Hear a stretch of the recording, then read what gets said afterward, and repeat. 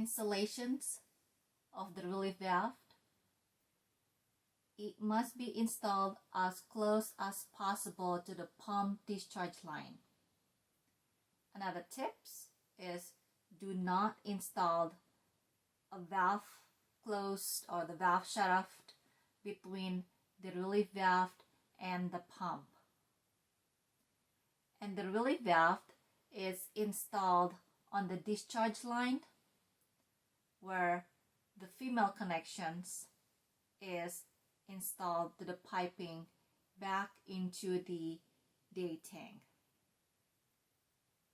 The relief valve is static. However, when overpressurized occur, the ball is lifting from the relief valve and the flow is coming back to the tank.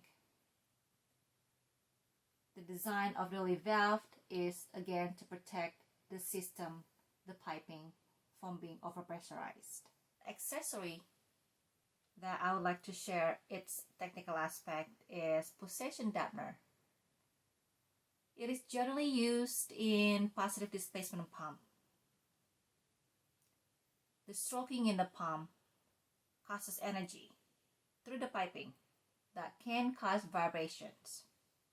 You want to eliminate the vibrations and the pulsations in the piping. By installing pulsation dampener, it can reduce 95% of that pulsations. Pulsation dampener must be installed as close as possible to the pump discharge line so it can absorb the energy at its source. Pulsation dampener. The pressure chamber is divided by a elastomeric bladder. The bottom contains and filled with the pump liquid. The top contains an air cushions. It is pre-charged to a pressure appropriate to operating conditions of the requirement for your applications. Pulsation dampener feature. It is compact and light design. It comes with pressure gauge and the charging valve.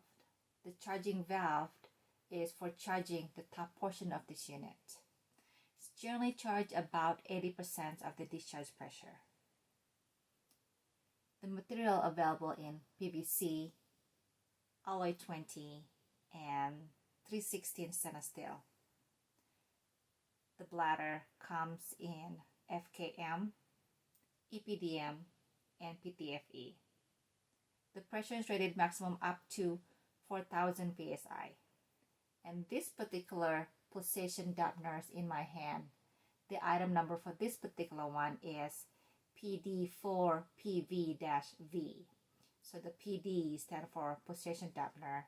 The 4 is for the 4 cubic inch gas volume inside. And the pressure rated 300 psi. And then the V is for the FKM material of the bladder.